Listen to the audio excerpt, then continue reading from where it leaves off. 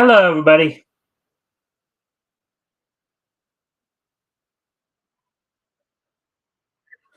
All right. Sorry I'm a little late. I'm a little late. Just kind of got caught up playing some games just before the show started. Hope everybody's having a good week as we've reached the middle of the week, of course, hump day. Let's see now. Let's see now. What shall we do? I guess we're waiting a few minutes to give people a chance to come in here. If you haven't already, of course, if you can like and share the stream, see if we can get some more friendly people in here to engage. That'd be appreciated. Also, if anything here that we talk about tonight grabs your attention, feel free to comment and or ask questions, and I will do the best I can to answer those questions. So with that, let's see now.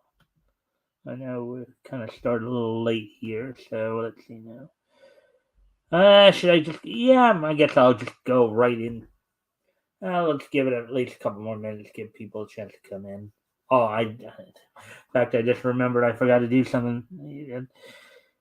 All right. Well, anyways, I'm going to put some music on while I take care of something real quick, and then when I get back, I'll probably go ahead and talk about what's on tap. So I will be right back.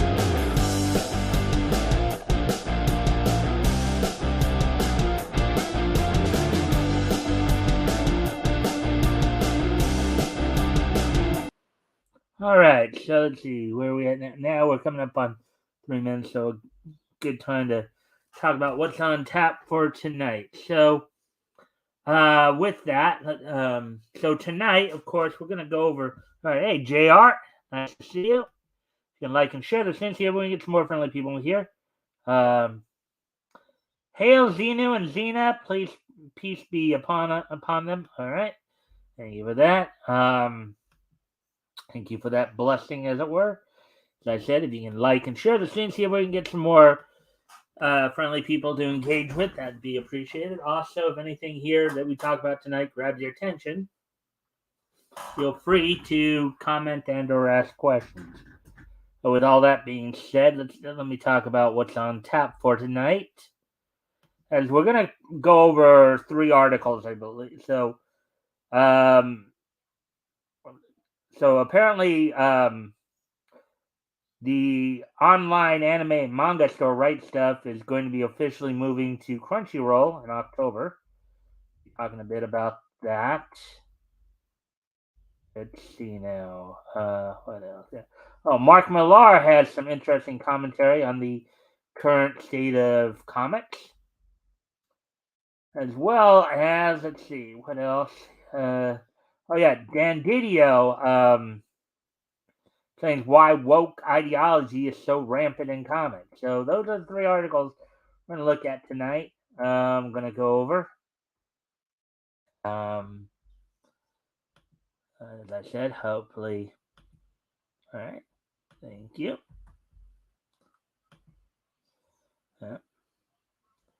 So, anyways, I don't know if you guys had heard. I know I probably mentioned this a few times already, but we're already at over 200 subscribers. So, again, if we can get some more subscribers, I'd appreciate it as well. Anyway, so as I said, we're gonna talk a little bit about the online anime and manga store moving to Crunchyroll. Right Stuff moving to Crunchyroll, and Mark Millar and Dan Didio have some commentary on the current state of the comic book industry. So we're going to talk a little bit about that. Also, of course, the wrestling wrap up, this day in each history. So with that, why don't we go ahead and get started then. Let me just pull the articles up, as it were. I'll start to get right into this.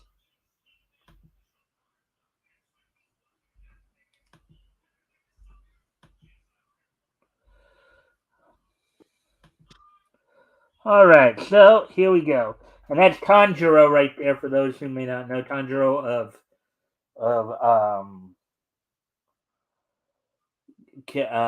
Demon Slayer Kimetsu no Yaiba.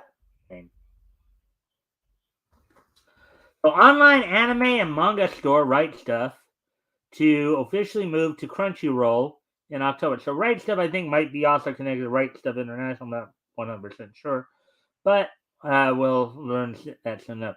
So, article by John F. Trent published yesterday in the Anime Collectibles and Toys manga section. So, anyways, a little over a year after acquiring online anime and manga store Right Stuff, the store will officially move to Crunchyroll beginning on October 10th, which I believe is that'll be on a Tuesday. That's the Tuesday following my birthday. So, Crunchyroll acquired Right Stuff last August, announcing in a blog post, quote, "We're delighted to announce that Right Stuff, one of the world's leading online anime superstores, has officially joined the Crunchyroll family," unquote. They added, quote, "Expanding Crunchyroll's e-commerce offerings, the acquisition aims to serve anime fans and collectors an even wider array of merchandise for online purchase, including manga, home video, figures, games, music, and everything in between." Quote. At the time, Right Stuff CEO Shauna Kleckner said, quote, "For 35 years, right? Yeah, I think, yeah, they are. Okay, then this is right associated with Right Stuff International, because Sean Kleck, I know, has been a name I've seen as part of the credits on a number of animes that have been dubbed by, the New York studios, Central Park Media in particular, among others. Quote, "For 35 years, Right Stuff's mission has been to connect anime fans with the products they love. Joining forces with Crunchyroll allows us to accelerate and scale this effort more than ever before.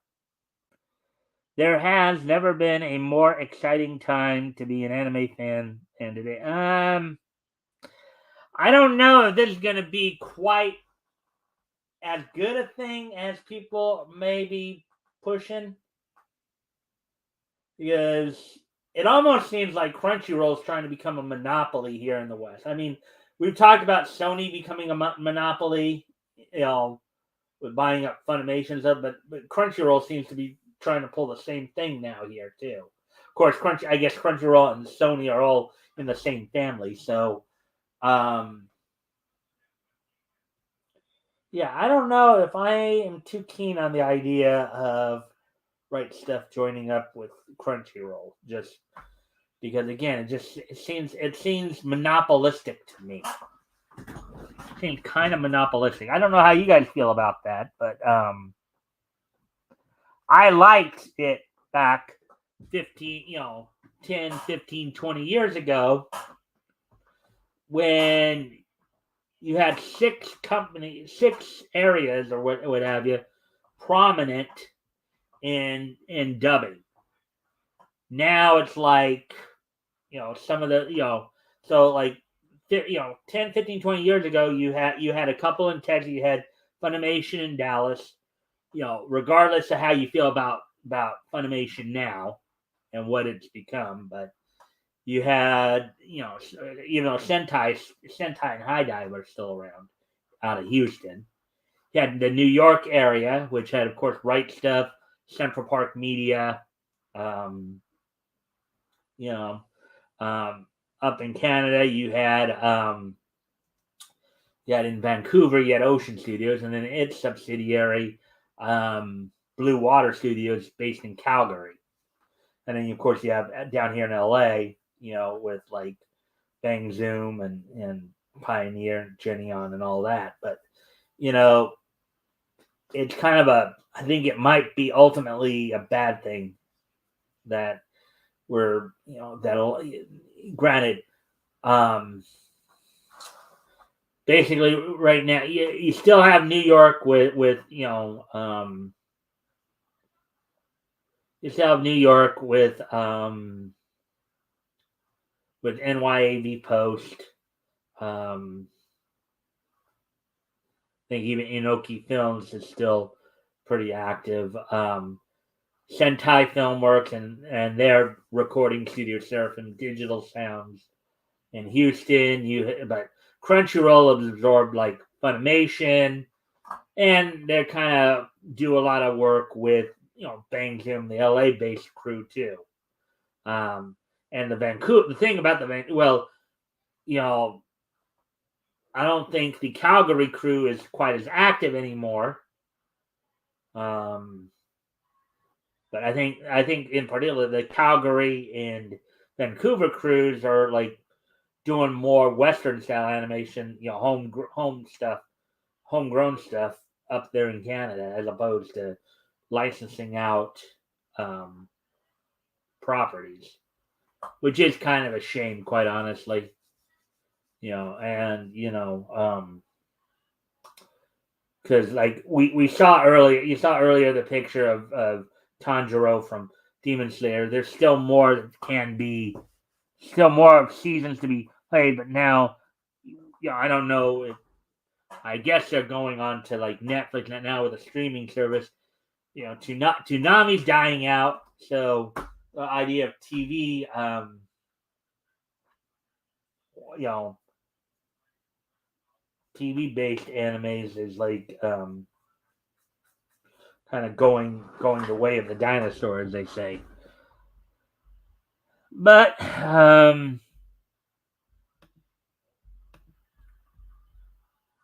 see if you guys have said anything. No, you're not saying anything yet. Okay, so we'll continue on with the article here. Let's see.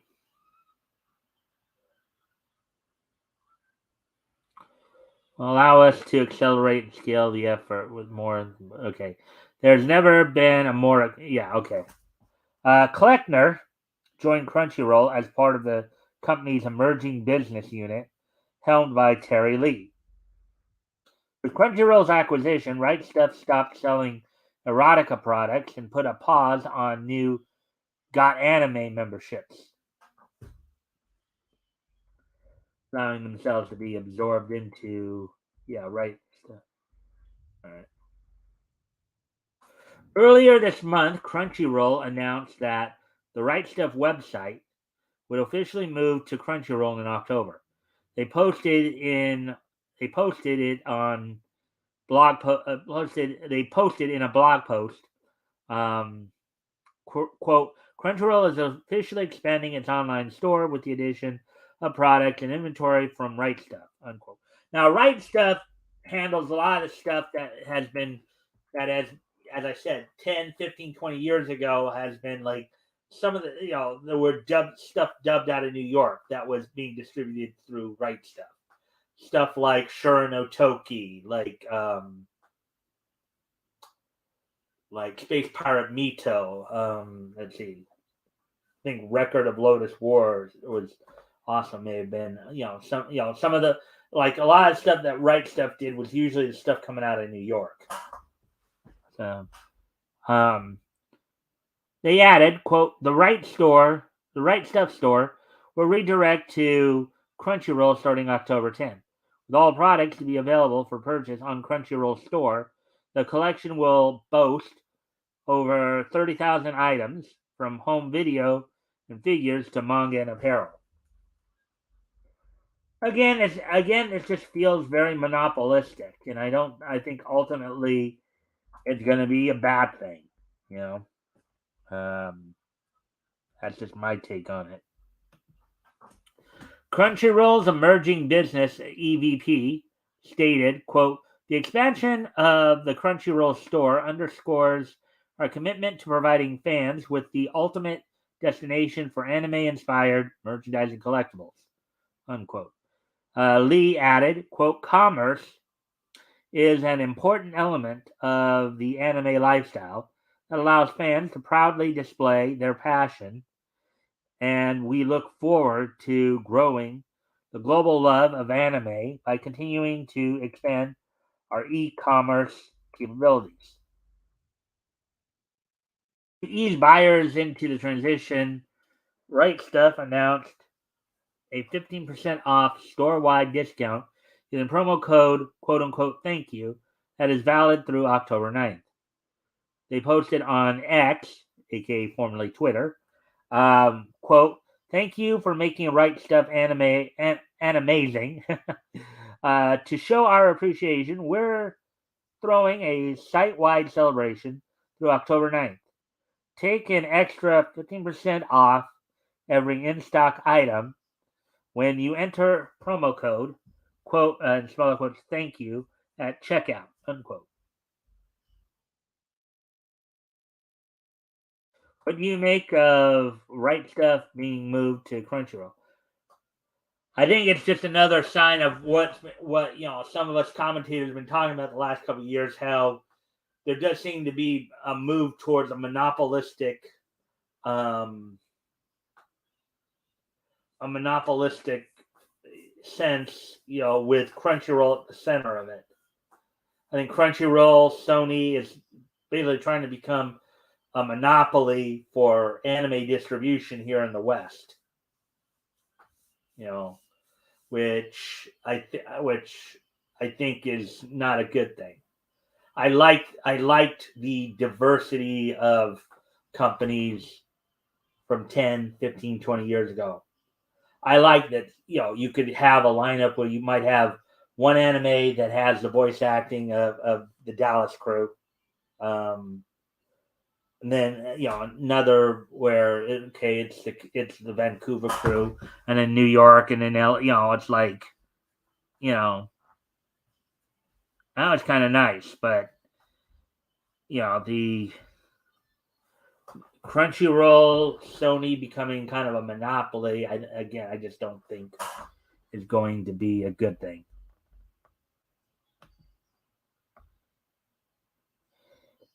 Anyways, with all that being said, of course,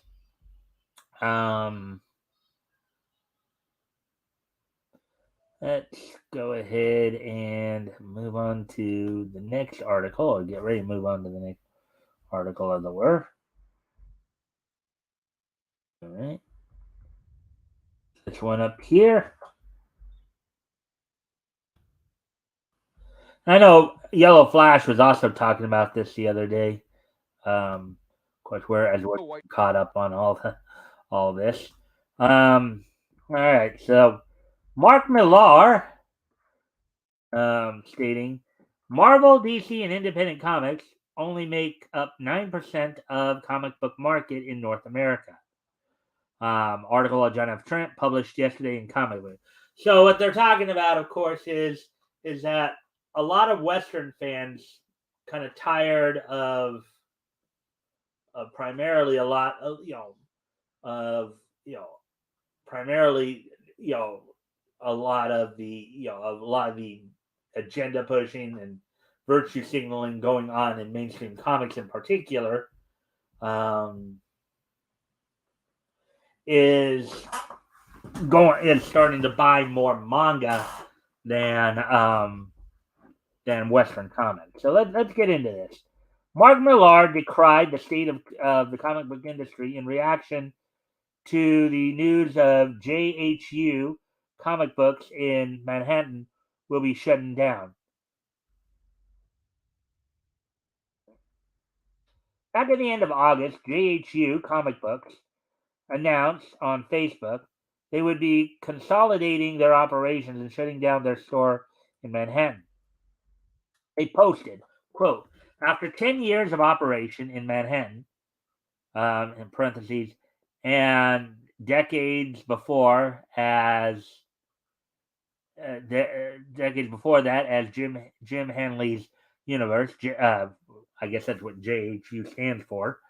JHU Comic Books will be closing the Manhattan location at the end of September, unquote. The store explained the decision, quote, rising costs, have forced JHU to make this choice, and they have decided that the best way to continue to serve New York City comic fans is to focus on the operations of the flagship location located at 299 New Dorp Lane, Staten Island.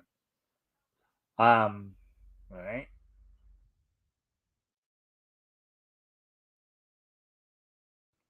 Yeah, on their 10th anniversary, they had to close down. That's kind of poopy. Yay! We made it 10 years. Boo! We have to close. More recently, the shop announced, "quote This Wednesday will be the last day of our, I guess tomorrow, of our Manhattan location at 481 Third Avenue. A few things to say. First off, from Sunday to Wednesday, all back issues and all pre-2023 publication date trade paperbacks and hardcovers will be half price, Manhattan only. Come get some stuff so we don't have to carry it back." So basically, they're basically up through today. Today would have been the last day for this for those who might be in Manhattan, New York. In fact, well, we know the store's probably closed now because it's like it's probably like it's 9:23 there. So, um, but um, but yeah, so they're probably having a clearance sale to clear out a lot of their stock. Let's see. They continued, "quote Second, we will happily accept anyone who wants to volunteer Thursday or Friday helping us pack. Please reach out to us and let us know. We should be here both days and really could use some hands on deck and would love to see some familiar faces one more time." Unquote. The shop then concluded, "quote Finally, we want to thank everyone for the continued patronage. We wish all of you the best, and remember, keep reading those comics and don't stop being true believers." True believers, which was a common quote of Stan Lee, right? The late great Stan Lee. Look at that right there.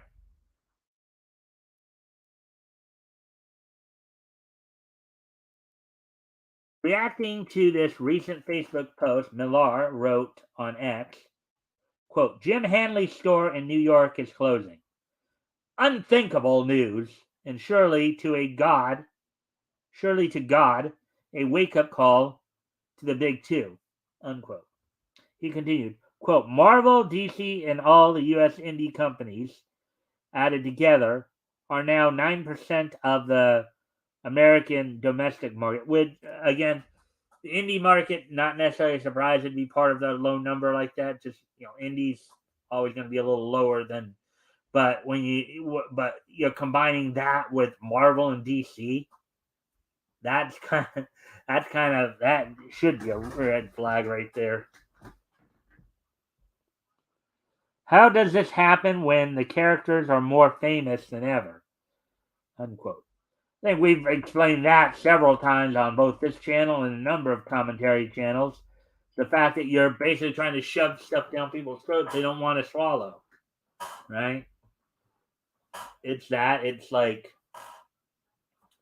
you're pushing agendas as opposed to writing good stories. Um, in a follow-up, he wrote, "quote Cut to the usual suspects saying everything is fine, but look at the shelf space in Barnes and Nobles. Talk to your retailer about cuts he's making." Unquote. He then declared, "quote A strong Marvel and DC urgently required again for the health of the overall American industry. This is an iceberg tip." No, I know we talked about that before. I don't I don't necessarily agree with that. Okay. Other companies can step up and fill the void, even if it doesn't seem like that right now. Yeah, companies, if some other companies like Dark Horse, like Image, like IDW, they'd stop pushing the agendas. They could very easily take over on the mainstream side of it. And the comic book, if anything, as we've seen, the comic book, the indie scene, right? Particularly Comicsgate, creators,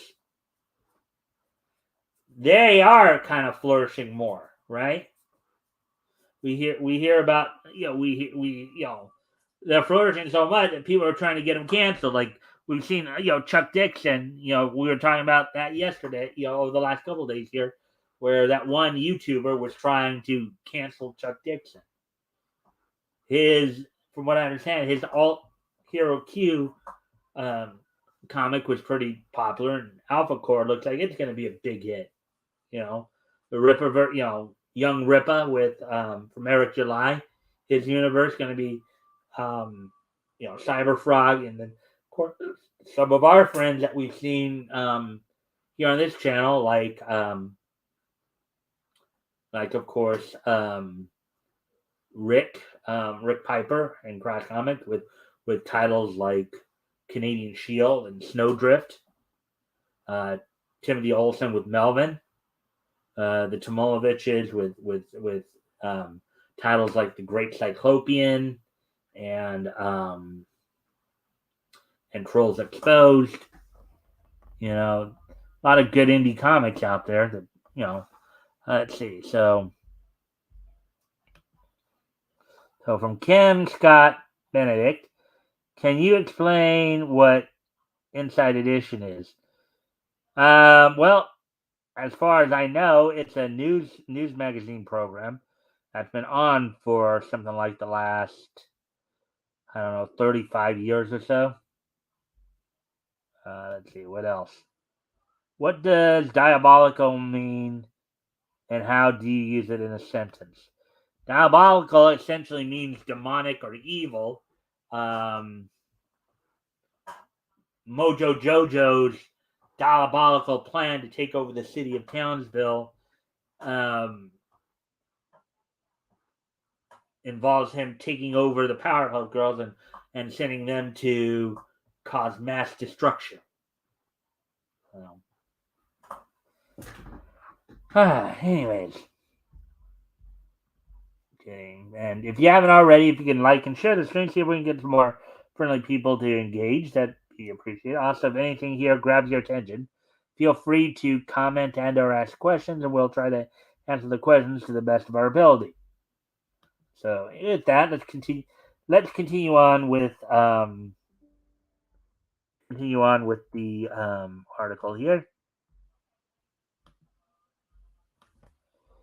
Let's see. Millar would also provide more details on the state of the comic book industry, revealing that much of the domestic market is now dominated by manga sales, which I know Yellow Flash has also talked about. And excuse me for a moment, because I'm going to need to make some lighting adjustments here. It's that tricky time of year when the sun is setting right around 6:45 or so. So I'm going to put some music on for a moment, take care of a couple of things, and I'll be right back.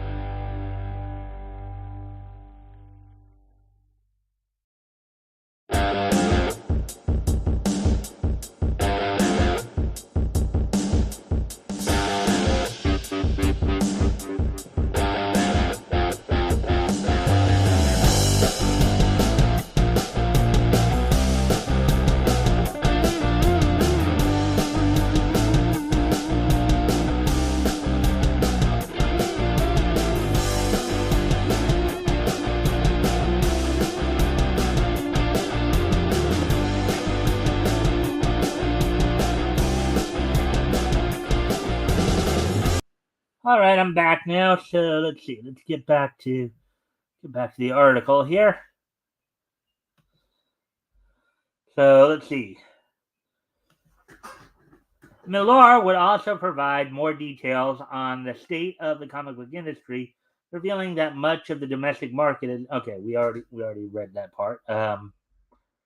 So he wrote, quote, 79% manga, the rest mostly Dogman.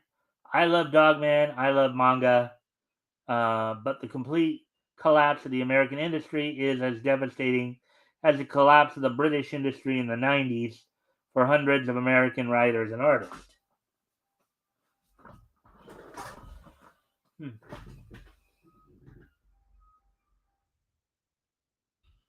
Millar previously declared the comic book industry was in the worst state it's ever been back in August. During an appearance on the Thinking Critical channel, Millar stated, quote, the retailers, they're struggling out there.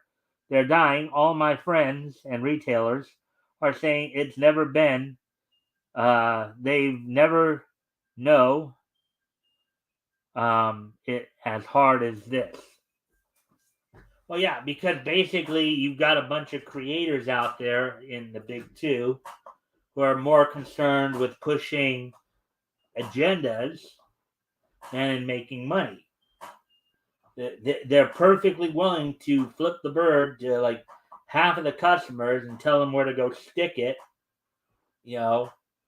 just so they can try to push, certain viewpoints on them and or their kids in particular. That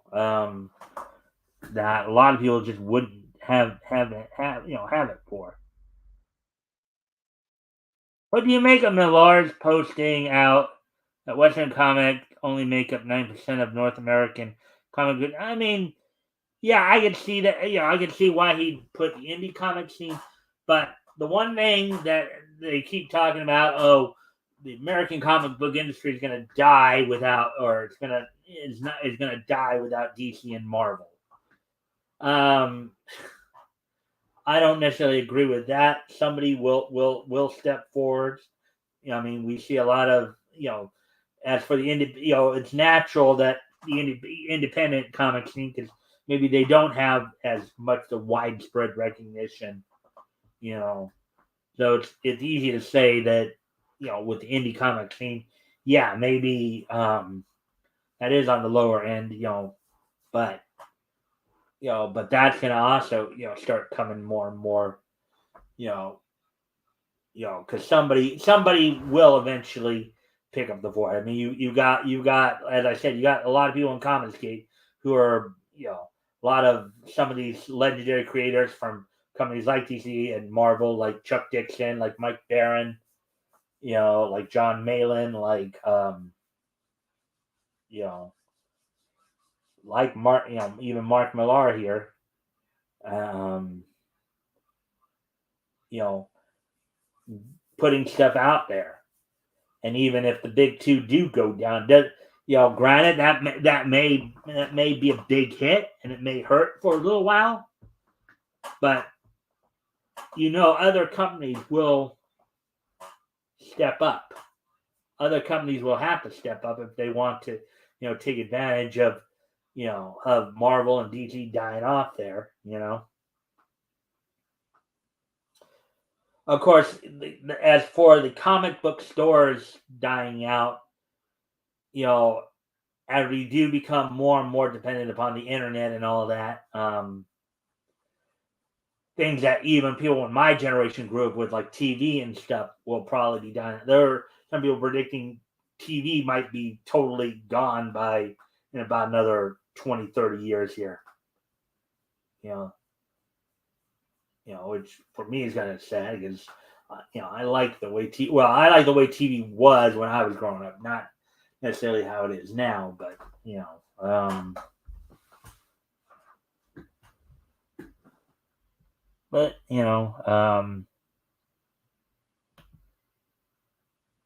anyway, so getting ready to move on to the last article. It looks like we're at 36 minutes here, so Yeah, we're making good time here. So we'll have one more article here we'll go over, and then we will move on and start to wrap things up here. So let's see. The last article we're going to go over tonight, of course, is we're going to talk a little bit about Dan Didio.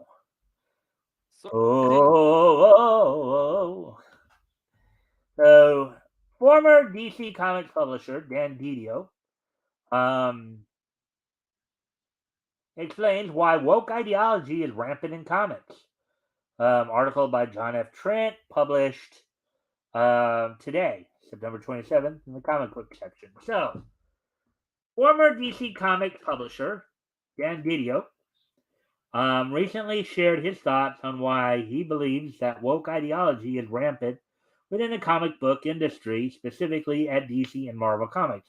And of course, even though Millar didn't necessarily hit on this point, other people have, that whole idea of how pushing the woke ideology is actually hurting comic book sales as well. People, again, do not want to be preached at. People do not want some of the stuff that they're trying to offer their readers, particularly the kids,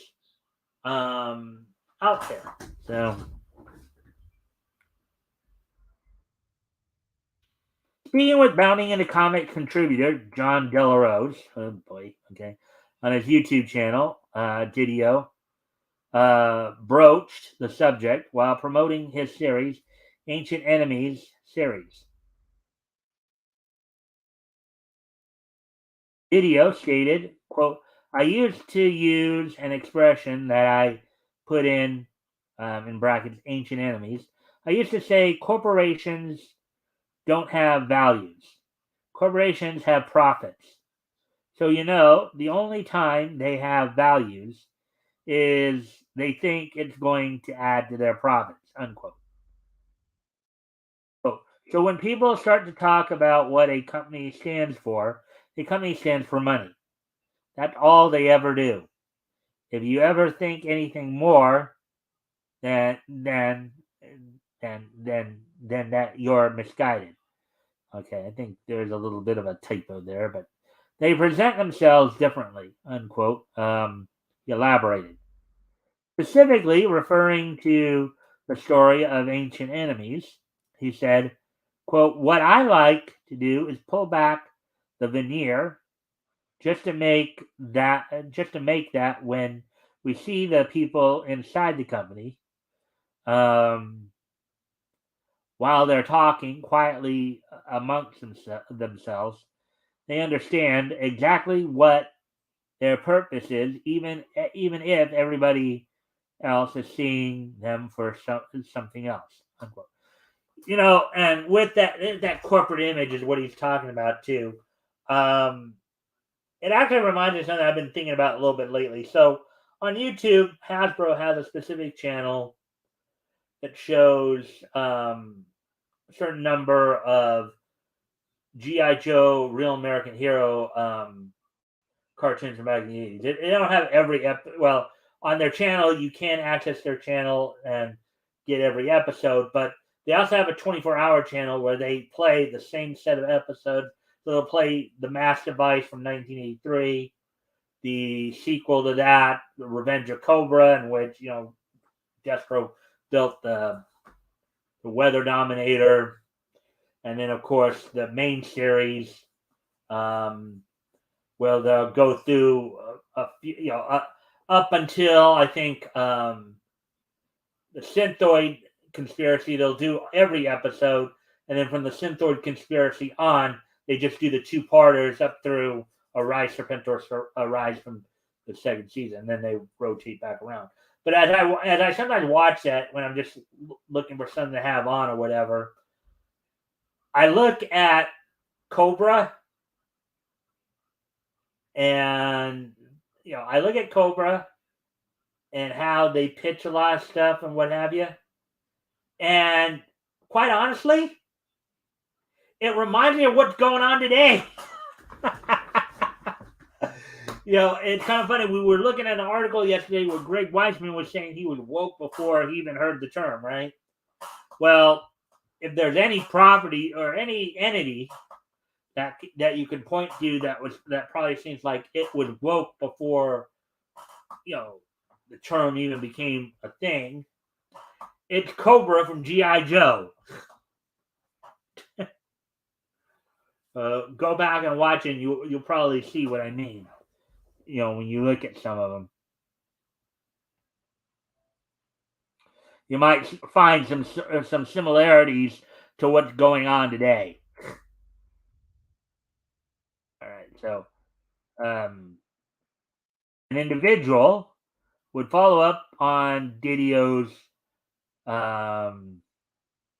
comments, asking him, quote, "Well, there's a lot of hubbubaloo about that, and there's so much political culture war garbage going on in comics now too, with finger pointing and all."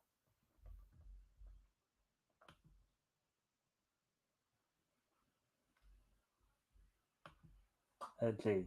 Do you attribute most of that on the corporate level? Most of that on the corporate level, and to incompetence when stuff starts to slide in that direction. Like it's not intentional, or it's just a few people really loud and they get the attention. Video responded, quote, "I think it's a few people loud and a lot of people checking something they don't know or chasing something they don't know. But one thing that you find out in the corporate world very quickly is most of the people that work and produce things don't know anything about what they produce. They are not consumers of their own product. So where do they get their information on how their product is succeeding or failing? Well, they go online now. They are pulling information from these websites and conversations, unquote. He answered. He answered his own rhetorical question. Quote, "So what you have now is you have them picking up the most dichotomous points of view and ultimately aligning with then which one they want to believe." Um, and then using that sense to basically validate the choices they are making inside the product, whether it whether it needs it or not. In other words, even if the numbers are showing that they're not selling them, they still want to push the idea because they like the idea. Apparently, as I take what I take from that. He concluded, quote, "You asked how things are made. That's how things are made. And usually about 20 people in the room making that agreement by the way." Unquote.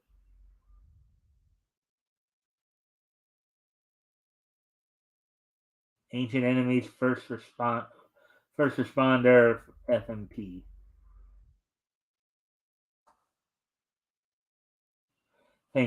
Frank Miller presents them.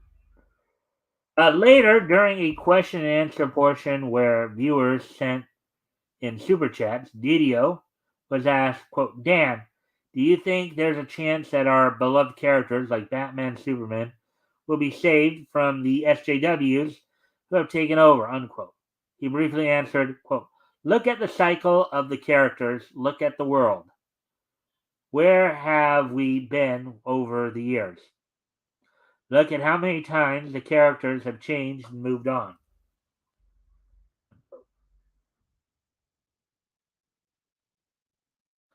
What do you make of Didio's explanation for why woke ideology is rampant at DC? And he's got some good points there. Do you agree with his assertion? Yeah, well, maybe. Anyways, with that now, so now we're at the 46-minute mark, so we're gonna probably start to wind down here a bit. I'm gonna go through the wrestling wrap up real quick here.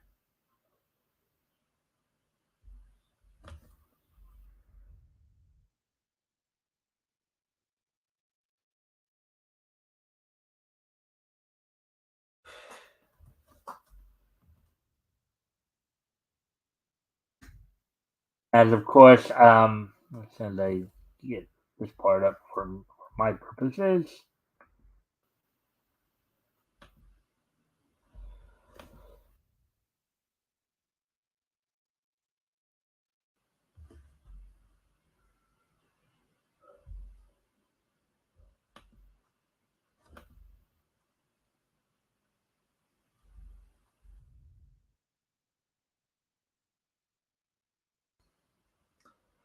Okay, so as let's see, where shall we start? Oh yeah, Jade Cargill in an interview gave some indication as to what's going on with her in WWE. As you guys know, she's officially signed now to it. Also, some teasers dropped of how Brian Pillman Jr. may be debuting soon as well, as WWE continues to prepare for next Saturday, not this Saturday, but next Saturday's Fastlane pay per view. So, and now in AEW news, let's see, tonight as AEW continues to march towards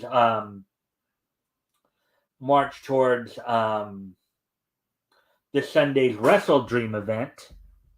On tonight's Dynamite, you already have signed a four-way match between four of the participants in the number one contenders tag title shot for the AEW World Tag Team Champions the other night, which actually no. Actually, no, that match actually happening this Sunday. So a four-way singles match between four of the participants in this Sunday's four-way AEW World Tag Team number one contenders match. You have Orange Cassidy representing Orange and Hook, Matt Jackson representing Young Bucks, Penta El Zero Miedo representing Lucha Brothers, and Austin Gunn representing Guns. You also have Willow Nightingale taking on Julia Hart. Julia Hart, who has a shot at the TBS title this Sunday at Wrestle Dream, is also looking to maintain her momentum.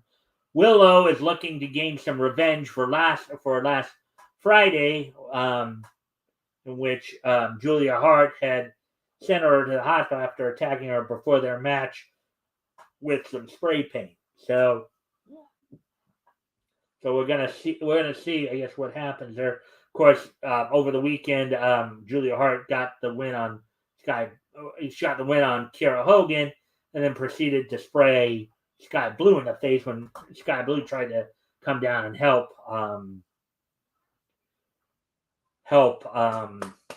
Kiera. So that's all I have for you on that front. All I have for you on that front in terms of the wrestling wrap up there. So now we will start to wind things down. Today being Wednesday, September 27th, 2023. Let's take a look back at this day in Nietzsche history. History!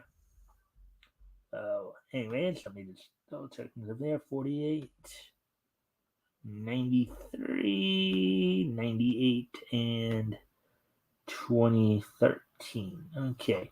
So, without no further ado, let's go ahead and take a look back at this day in Nietzsche history. History! So, first off, we're going to head back 75 years ago. On this date, back in 1948, 75 years ago today, the 70th issue of Crime Does Not Pay from Lev Gleason went on sale on this date back in 1948. Sold for 10 cents and was 48 pages. On this date, 75 years ago today, the 70th issue of Crime Does Not Pay from Lev Gleason went on sale on this date 75 years ago. Moving on to the next piece in Nietzsche history.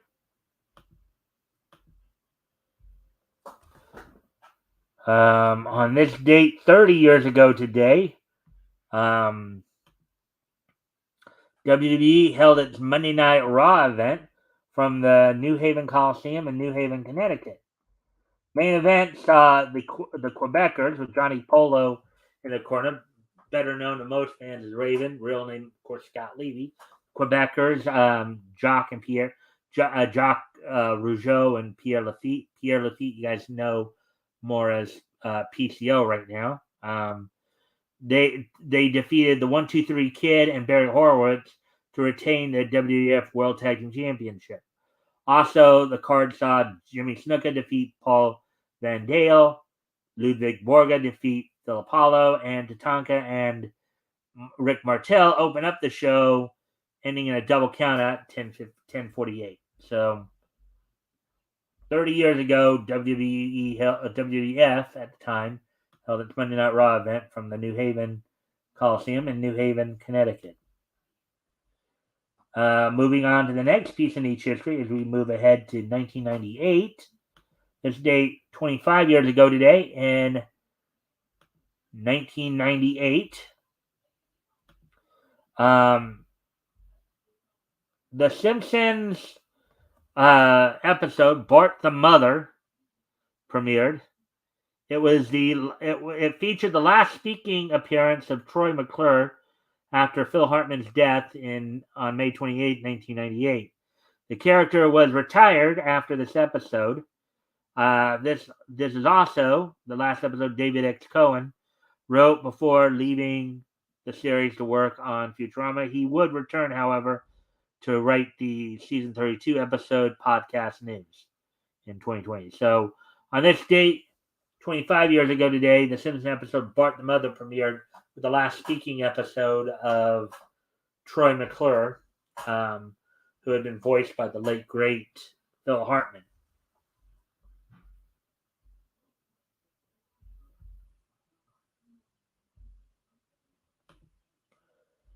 So with that, we have one more piece of niche history to do. On this date in 2013, 10 years ago today, the following anime completed their run on Japanese television. Doga Kobo's Love Lab, Project Number 9's Ro Kyu Bu SS, and A1 Pictures Servant Service. So on this date, back 10 years ago today, the following animes: Doga Koba Love Lab, Project Number 9's Rokyu Bu SS, and A1 Pictures Servant Service all completed their runs on Japanese television. So with that, I thank everyone for being here tonight. Hope everybody enjoyed the show and got a lot out of the content here. Of course, we're going, tomorrow night we're going to be back here. We're going to be doing Indie Comic Showcase, going over the Indie Comic Showcase from Bleeding Fool. Also, don't forget this Friday, RJ Carter will be joining me to as my co-host. We'll be looking back to comics that went on sale in December 1939. We're going to be looking at Centaur comics. So I hope everybody is ready for that. Hope to see everybody back here tomorrow. Bye.